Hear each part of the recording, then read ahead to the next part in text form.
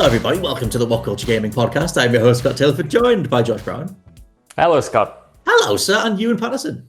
Hello, both of you. Hello. We thought we'd do a big old deep dive on the Avengers beta because we all played it from, I think it was Friday we first got access. We played it all weekend to different degrees based on how you might or might not have felt favorably towards it. And we're just going to break down all sorts of different things. So the first note I have written down is AAA mobile game. I'm not very positive on this game, but I'm going to pass it over to you guys. I know that you and you're way more positive on it than me. I think Josh is kind of in the middle, but whichever one of you wants to lead, feel free. Yeah, I mean, I wouldn't say that I'm like full on embracing the game as the next coming of Insomniac's Spider-Man or anything like that. I do think there are very clear, obvious issues, and this, as with all games as a service titles, the game will live or die based on how strong the post-launch support is and whether the mechanics and systems they have in the game are compelling enough to go through again and again. And during my time playing the beta, there were moments where it did click, and there were moments where I was kind of staring through the cracks and thinking, can I see myself playing this for a long enough period of time until the next content drop or whatever? But I think at its core, the game is both disappointing and pleasantly surprising, which is, it might seem kind of oxymoronic to say that. But I did have a lot of fun playing with friends, and I got the opportunity to actually play with friends. And I think I mentioned it to both of you guys as well, that the beta kind of confused me in the sense that I couldn't tell whether it was an opportunity to play test the game or whether they wanted it to be an advert for the game as well. So it's like, we've include the opening E3 demo where you can play as all the Avengers, and then you have to do this amount of story before you can do the co-op. I think, honestly, they should have just launched straight into the co-op elements right away because they didn't make it clear when you could and couldn't play with friends. And then when I finally got to play with friends, there's only so much of the beta you can actually do with them. But at the same time, I had a great time playing with friends. I played most of the beta as Black Widow. I got a cool skin for her. My mate was playing as Hulk the entire time, and it was just great. You had so many great moments where you'd team up to do like a team-up takedown or whatever, and I enjoyed that. I enjoyed the way Kamala Khan was to play. I think the story's got some good stuff as well. I'm branching out too large here because there's other stuff we want to get into later. But overall, it was a 6 or a 7 out of 10 of my impressions. Out of 10, I thought clear elements to improve, skeptical on certain bits, but overall, the core feature of the game, which is playing as the Avengers with your friends, I found to be quite enjoyable. That's good. That's obviously what they're aiming for. There's my thing with the positive as well, like the production value is insane. Like the cast they've got is incredible. I like the potential of the story. Like you said with Kamala, I like the stuff that they set up. Such a good anchor. Yeah, exactly. She's such a good anchor for being this sort of like this big fan who sort of gets to live her dream and meet the Avengers, and you use that as the conduit to then explore things like the Chimera HQ ship and stuff like that. And like the animation is just phenomenal. Everything. It's very much a game of two halves. Like I think that as soon as you start playing, you're hit with, hey, make a Square Enix account, go and tie that into this thing, and make sure that you're going to be signed up to all these different offers and notifications. And hey, we've got this deal with Verizon, and we're doing all these different things. You want to play as the Verizon Avengers? Yeah. Do you want to play as the Virgin Media skin? And I'm just like, what the hell are you guys doing? And so like there's almost two halves to it, where it is this multiplayer over the top. You can totally see why someone like Square Enix would do this. Like they're given the keys to the Marvel kingdom, so they've gone completely all out. But then on the other side is this more considered story thing with cutscenes, a great cast, and a nice sort of emotional anchor where it's like, oh, I care about that. But the clash in the middle is just so jarring. Josh, what's your overall thoughts? Very similar to you two. Like I'm straight down the middle on this thing, and there are so many fundamental issues that I have with it. But there were like Ewan said, there were times when I was surprised. I was surprised when I booted it up, and I enjoyed that opening E3 mission so much. I was surprised at how strong it felt like to play. I think the combat feels really good. Like doing the superhero kind of leap with Kamala like feels good. Like that is well communicated kinetically through the controller. You can like rhythmically sort of bounce with her, like bouncing around and stuff. Like the core gameplay, I think works wonders. But I do have kind of major issues with the loot system in particular, which we'll no doubt get to, and kind of the weird juxtaposition almost between this kind of really interesting story and then its position as this games as service experience with friends where you're encouraged to grind out loot, grind out gear, grind out missions, grind out objectives. And I just found that kind of frustrating because every time it hit a really interesting plot beat, for instance, with I loved the kind of interplay between Banner and Kamala, like her as this kind of like teen looking up to the Avengers and stuff, and him as kind of this almost disenfranchised veteran kind of getting back in the saddle. But like when that was instantly ground to a halt when I would come to kind of this barren open area where I had no incentive to look around, and that is partly because of how shallow I find the loot system, and I can't really talk about things I didn't like without jumping into this now. So sorry if that was planned for just hop around. I've got a bunch of little notes, but yeah, man, just hop around, go for it. Loot's the next day I was going to target anyway. Cool. Yeah, that's like the issue for me. When it comes to like these games, I can usually excuse a lot of copied and pasted mission design or quite rote objectives or combat and stuff, because you do get that constant stream of gratification from like the loot and seeing the colors pop up and having a new piece of armor and stuff. It sounds quite shallow, but there really is something in that. There's a reason why, you know, the likes of Destiny and Borderlands are so kind of like well received, because once you're on that loot, once you're on that grind, it can be incredibly fun. But this here isn't the kind of loot that appeals to me. Like getting new it's invisible bracelets or new bangles or whatever that don't kind of aren't reflected cosmetically or aren't reflected in new kind of attacks. Yes, sometimes you get a different color for a special ability or something, but it's not something that I would want to spend time investing in. I've never been interested in that kind of passive structure when it comes to leveling up and altering your characters and altering your gear. I didn't like it in Marvel Ultimate Alliance. I didn't like it in some of the old school kind of action RPGs. Super quickly point out that with Iron Man you can unlock you can get, because you start with repulsors, you can also get lasers, and he has another thing that so it does change his attack string, but like he's one of the only characters that happens to, but it's not like they applied that across the board. It's not like it meaningfully means anything. I really think they should have taken a leaf out of Injustice's book for this. I don't know how you guys feel, but I feel as though Injustice got that spot on. It did lead to occasionally weird results where you'd see someone in a weird, a yellow green arrow or something, which makes no sense. I'm sorry, whoever chooses to do that in Injustice 2 is an idiot in my book. But at the same time, I really do think if I'm going to if you're going to take me to, if I'm going to unlock a new piece of loot, it's like, oh, you've unlocked Black Widow's Hank Pym tech ammunition. That should be reflected on her. Like if she's got like a skin that has her magazines or clips or whatever that are strapped to her, it should reflect that. And the same goes for like a shock bracelets and stuff. Each bit of gear should influence each costume. And the way they'd counteract saying that would be, well, you'd get an eclectic mix of weird costumes or whatever. Take a leaf out of Ghost of Tsushima's book as well, where you had the situation where you could upgrade your armor, but if there was a particular cosmetic look you preferred, you could make it into that as well. There's no reason why you can't have your cake and eat it in some regards. Although, I definitely see the cons and pros to both of that. I think, Scott, they mentioned that they didn't want to see people flying around with pink Thor hammer, which is the same excuse EA used for pink Darth Vader in Star Wars Battlefront 2, is if there isn't a way to logically ground a loot system within the lore and the mythos of the Marvel Universe. It's completely easy. There are so many different kinds of hammers that Thor's used over the years. You could have stuff from the Ultimate Universe, whatever universe. So many different things you could pull from there.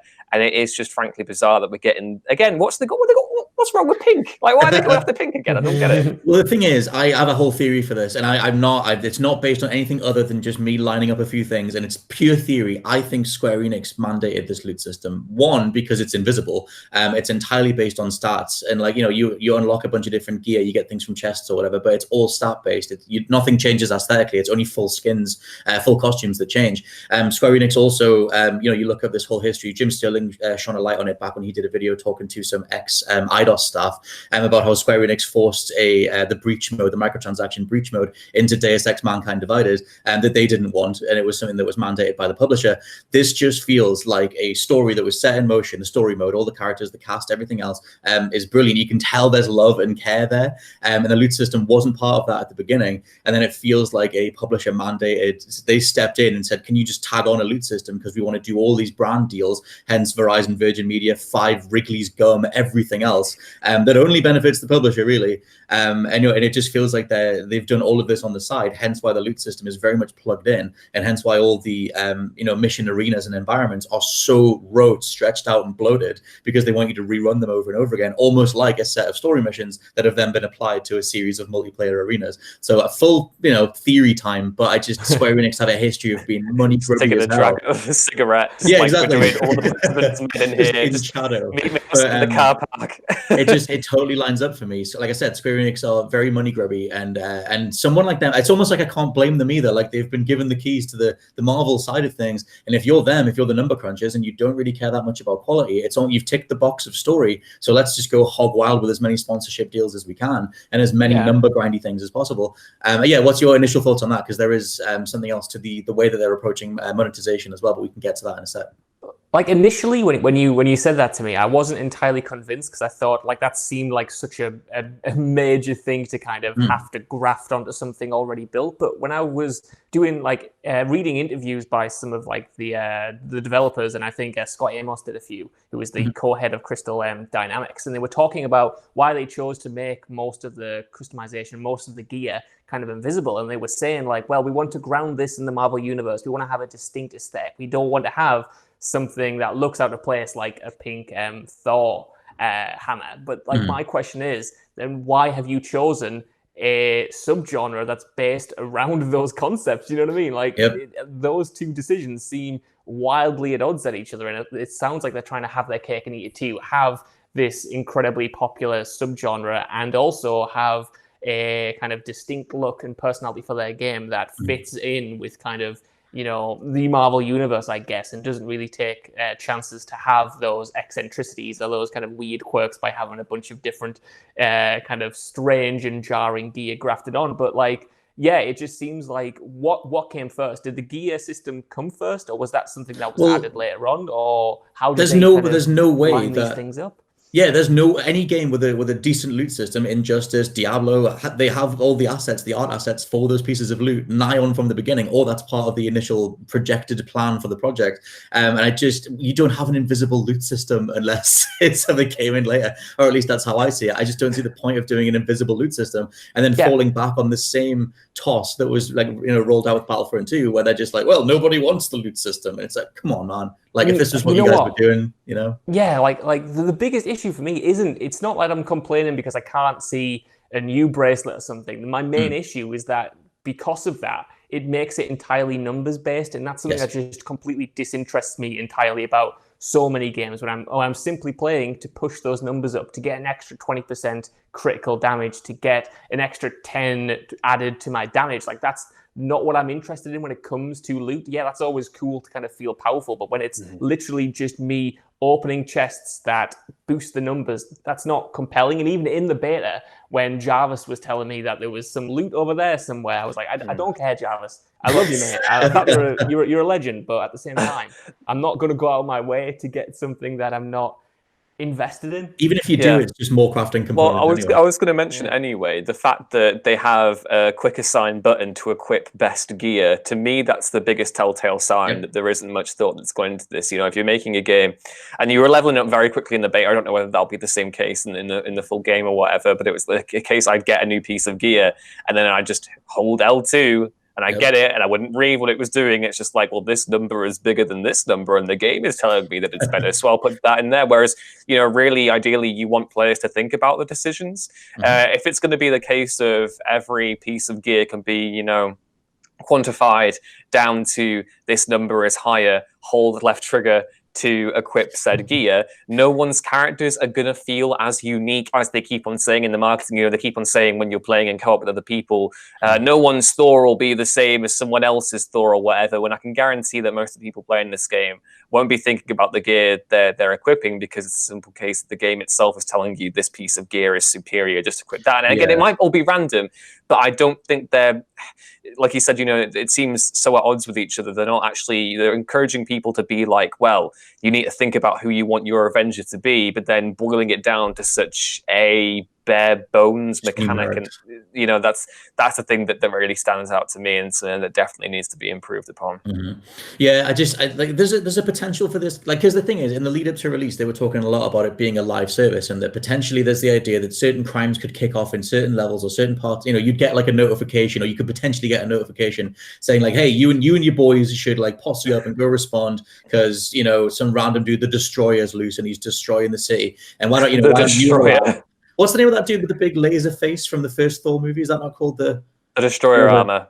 Yeah, he's got that big thing, the big metal. You didn't mention the armor part, so I thought you were going on. That could have been Gozer the Destroyer from Ghostbusters, mate. Not a funny Ghostbusters jokes Iron Man makes in this game, and everybody calls him the Hulkbuster as well. Just thought just whatever's loose. Something's tearing up the city, and you and the lads need to go and drop in and take care of it. I love the idea of that, especially if you can make it so that, like you said, everybody's individual character is worthwhile. And all of a sudden, you're running in as Hulk and Kamala, and you see Iron Man fly overhead, and he's busting out loads of attacks that you haven't unlocked yet, or like he's approaching battle in a way that's like, oh my god, that I just rethought the way that I might approach battle. That's a really, really cool idea, but it's nothing like that, because the co-op gets close to it in terms of you can watch people mash everything together, but there's no real strategy in it. You're still just mashing square and triangle. I was going to say the opening bit for me, I like nearly everything with me and JP, we clash on stuff. I didn't think that the combat felt good. I thought it felt really sluggish and too slow and light and floaty compared to things like Devil May Cry or Nier or any Platinum game, things like that. I have a thing with the combat in the sense that I definitely think they've done just enough to make every hero different, but it's not what I was expecting. Going into this game, I was almost expecting, it might have been an unrealistic expectation, I was expecting every single character to feel almost like they were occupying their own space in a different video game almost. I hope so. Whereas in here, it's still the case of everyone is pressing square or triangle to do a mixture of light and heavy attacks that do a similar amount of damage depending on where they land.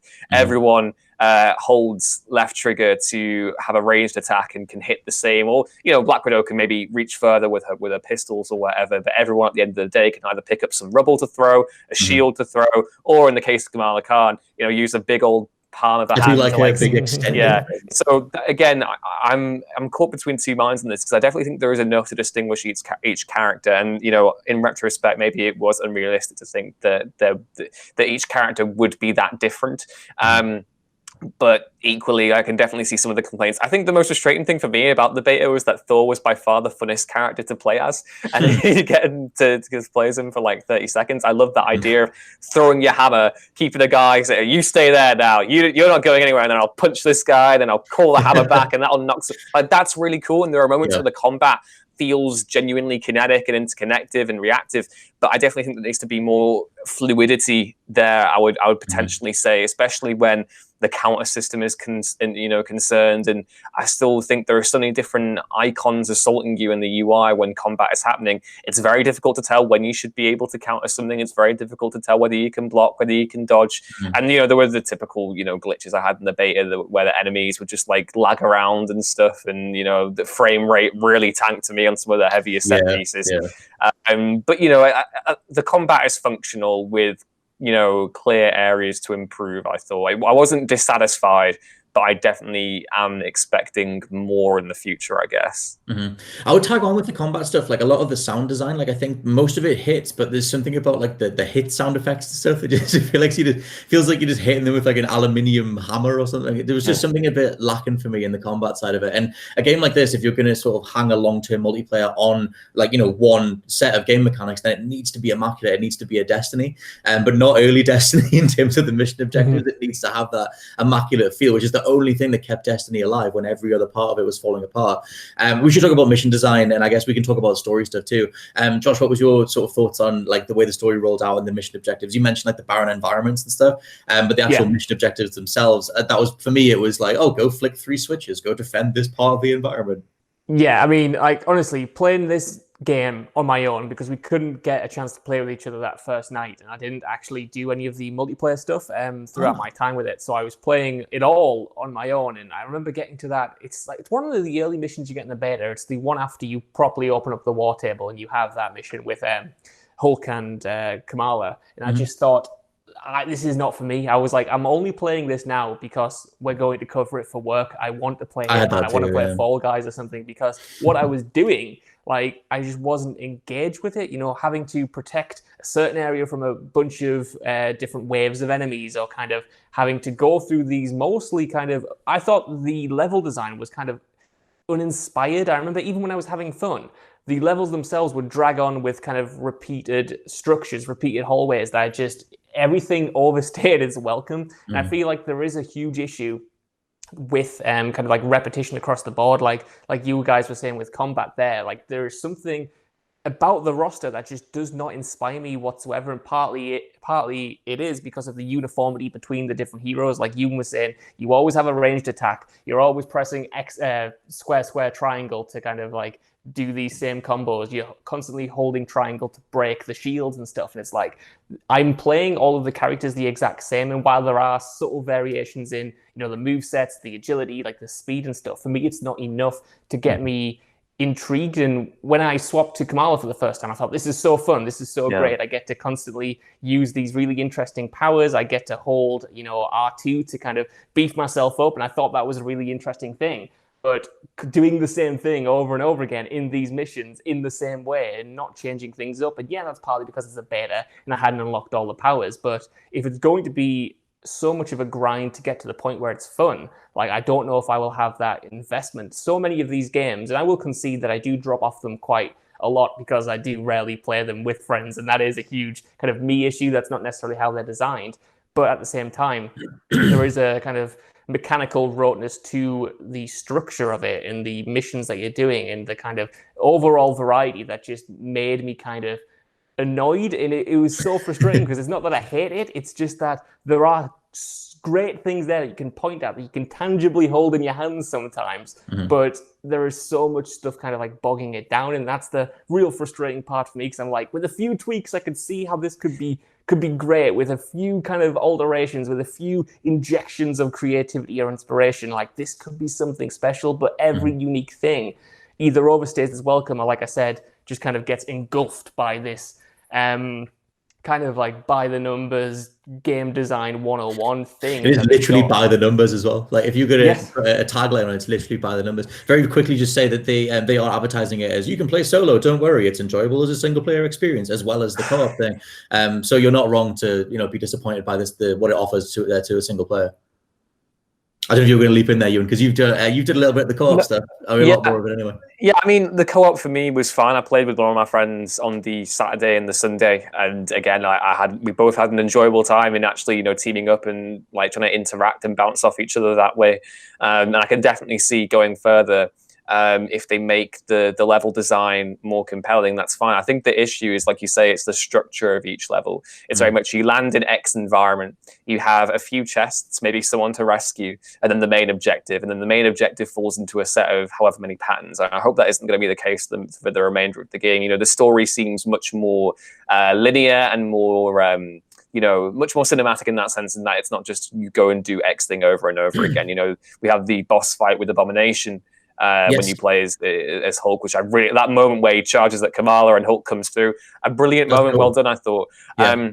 But yeah, speaking of co-op, I just think that there needs to be more variety in how these these levels actually work, because playing the co-op, it felt like we were parachuted into an environment and you're roaming around and you're fighting the same things, and I felt it needed more. Like, I needed more of a reason to go to a certain place on the map rather than there is a box here. I think that was the main thing that really kind of boiled it down to me, is that like it made me feel almost like, and this is the worst thing about it because it was the best thing about the beta for me, but it did almost feel like I'm playing a co-op game in an area of the map that isn't designed for co-op, almost weirdly. Right. I don't know what it is about it, but I felt as though I needed more to each level to make it feel more unique and compelling to play. Like Josh mentioned earlier on, there are loads of repeat platforms, loads of repeat interior corridors, and obviously the narrative reason they can get away with that is because it's Abe, and Abe are building their labs all over the place, and of course they're going to look all the same or whatever. They should say that though,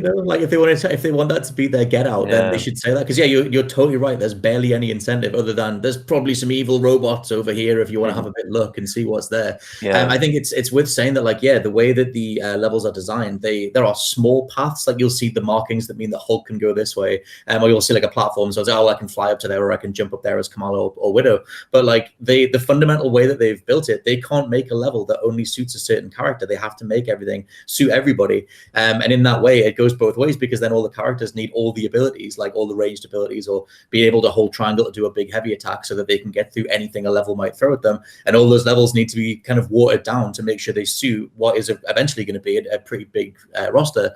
And even that, like Josh was saying, like the roster as it stands, like it's fine. Like it's old school. It's very 2012 Avengers, or Avengers feel. I feel like they're kind of going for like an MCU feel. Like there's a lot of moves that are in the MCU movies that you said are from the comics too. They kind of want to remind you of like when the Avengers was peaking. Sorry, Josh, I need to air one grievance, and I think this is, I don't know whether it's just a personal issue, Scott, because I remember when Insomniac Spider-Man came out, and Scott, you had a big thing that I disagreed with at the time, where you said, I've done all of these moves before, and I'm a bit sick. I was comparing it to the Arkham combat, and I was saying that like just because like they've Nyon lifted the Arkham combat. I think they innovate on it with a lot more aerial stuff, but when it came to this, I sort of like disregarded it then because I was like, no, it's like really good, it's really engaging. But playing this, I had the exact same feeling. The first time I did the thunderclap with Hulk, I was like, I've done this so many times before in so many video games. And I understand that they need to take, the character's most iconic moves and kind of implement them because people will be annoyed if they're not in there. But it just felt like I was just going through the motions. I was like, I've done this exact thing in Ultimate Alliance. I've done it when I've controlled the Hulk in other games, and I don't know how you really necessarily get around that, but I just felt instantly like I'd controlled these characters before, and I kind of knew, at least from a base ability perspective,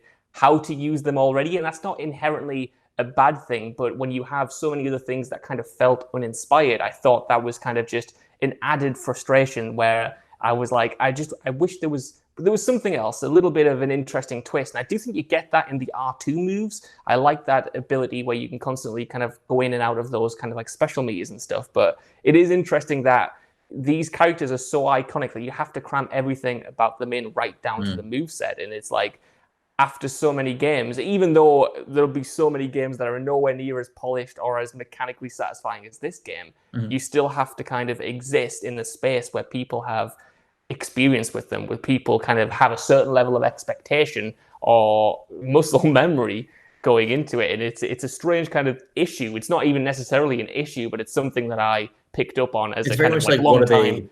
What are they bringing to the table? Other than just doing more of the same again. But did you find the same? Because obviously they're signature moves, but I guess I know exactly what Josh means. No, I didn't. And I think I'm not going to say that what you said there, Josh, is unfair, because I think it is totally legitimate. I just think, what else can they really do in this situation?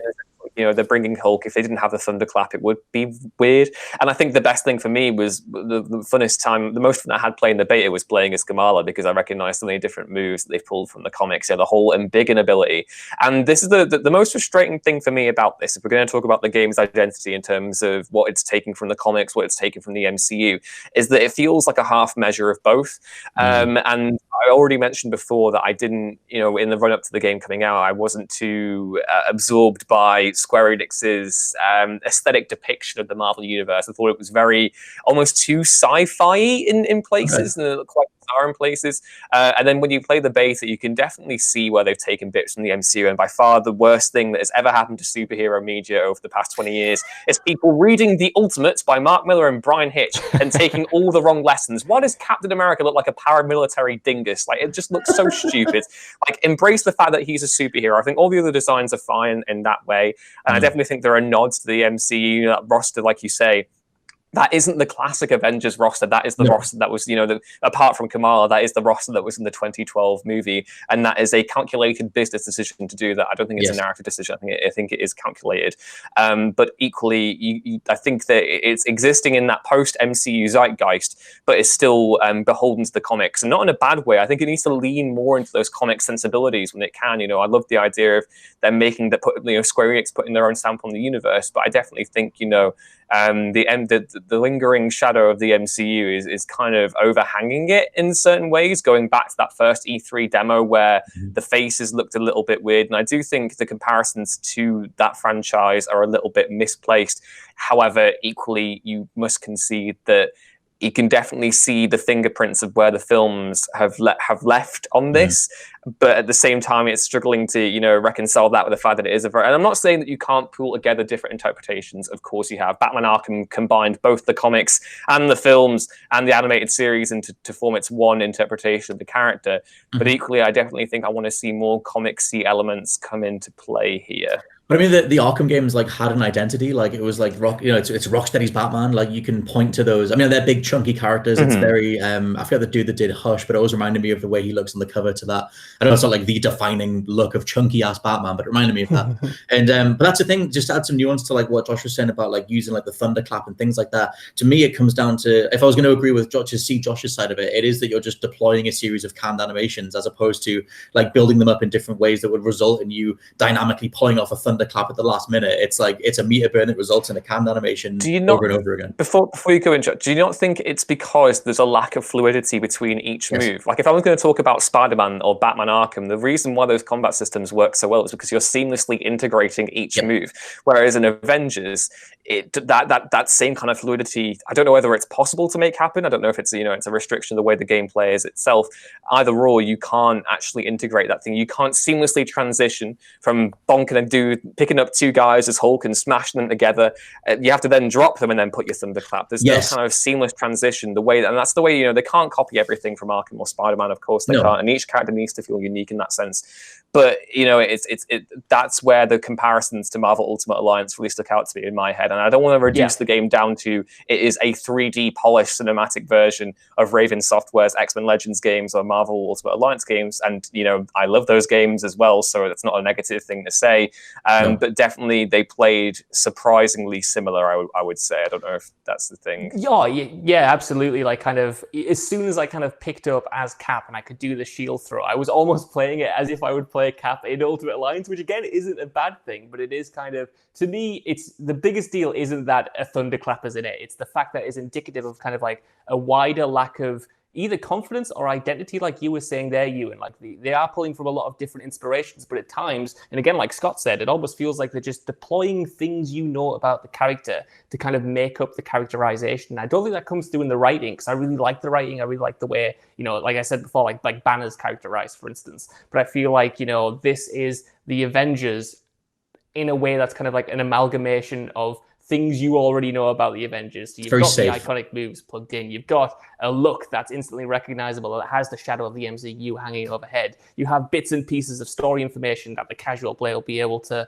kind of look up to. And I am just kind of craving some kind of cohesive authorial stamp on why these kind of decisions were made, and whether or not it's just because these things are so associated with the characters that you can't have a game without them, you know what I mean? But I mean, that's the thing.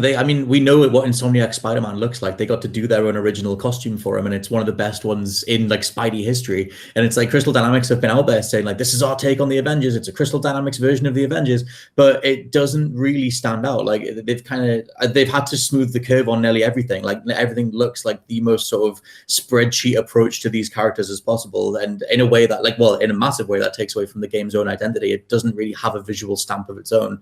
Or a combat sensibility that you could say, oh, that's Avengers combat. That's what they're leading with. Like I said, it's a lot of canned animations which feel fun, and the production quality is extremely high, but you're not experimenting with like launching a body in one direction while grabbing someone else, and then another player can grab them out the air and do something else. Like, it just doesn't have those sort of like action game first mentalities. I did want to touch on the monetization stuff before we finished, because I mentioned that at the beginning, but they made a pledge to say there's not going to be any loot boxes in this, but there are paid battle pass tiers for each individual character.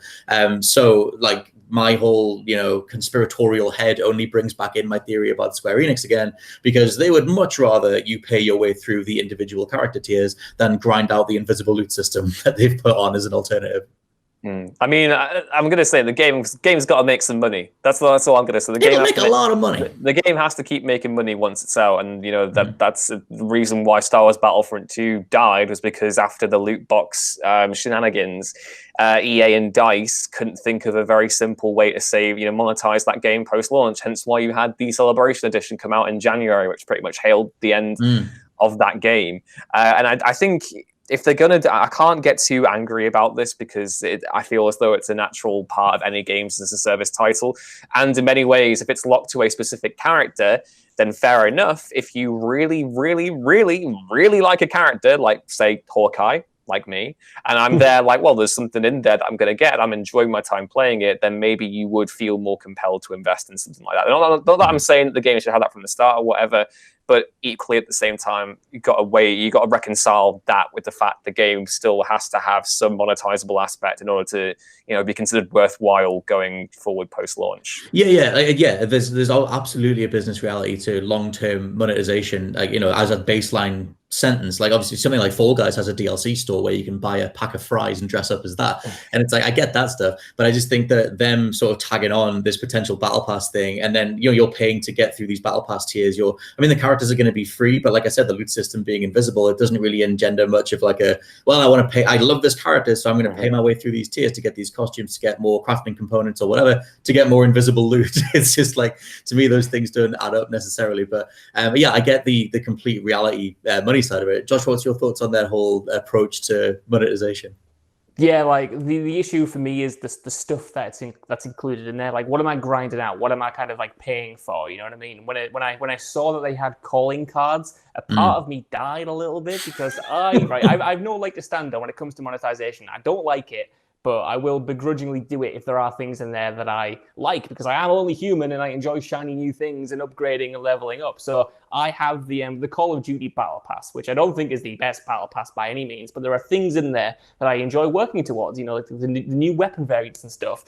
But there is also a lot of crap in there that makes me question why I even bother, like the like the calling cards, like the emblems and stuff like that. And when I look at kind of what the Avengers has to offer, similarly, it is only the costumes that I'm here for. It is just the different cosmetic items. And I don't know how far and few between they're going to be in these battle passes, whether it is just going to be clogged up with a bunch of stuff that I don't necessarily want or am interested in. Then I'm just kind of like, what are we really paying for here? What are you kind of like deferring for a proper reward to make everyone kind of invest into? Like Ewan said, at this stage, any games as a service game is going to have some form of monetization, some form of microtransactions, some form of battle pass now. Yeah. And I think there are ways to do that like decently, in a way that isn't just kind of money grubbing. But when you have that, again, it's like a wider perspective thing. All the things I've talked about today aren't necessarily huge problems in and of themselves. It's just when it comes as a complete package. So when you have this battle pass style system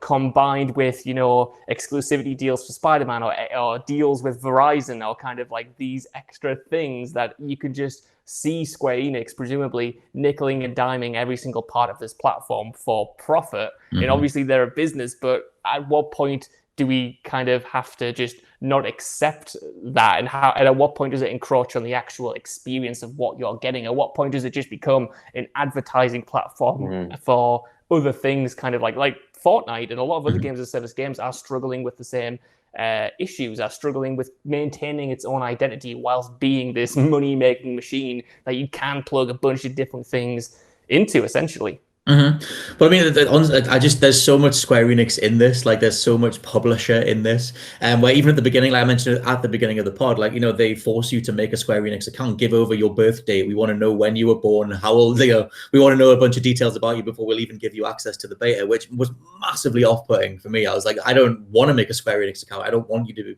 have access to my personal data, any more than the world does right now. But yeah.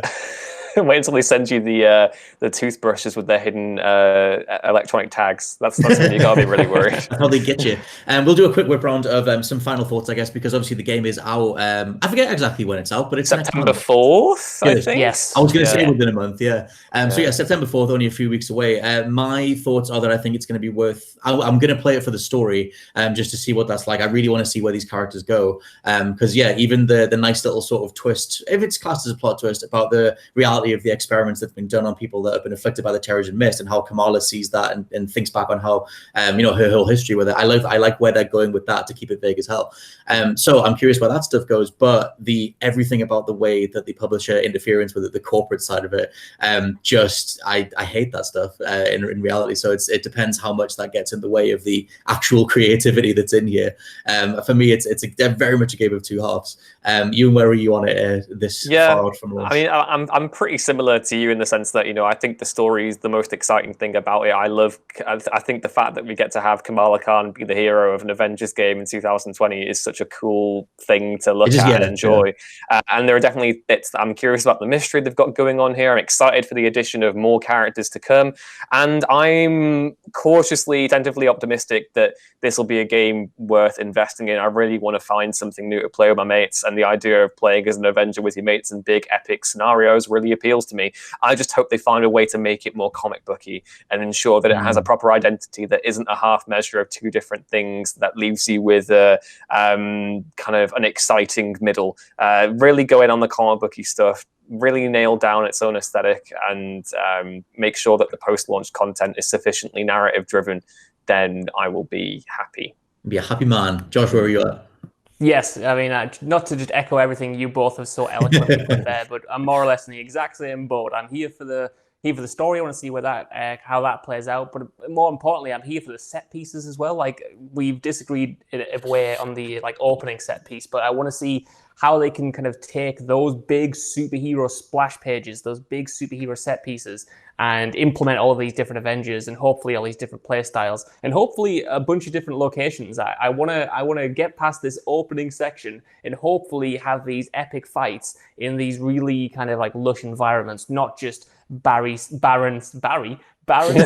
wastelands or kind of repeated aim corridors. You know what I mean? I want to be having epic fights, hopefully with my friends, against some lush backdrops with some really interesting lore to back it up. And I hope that reveals itself further down the line and kind of beyond what we've seen here.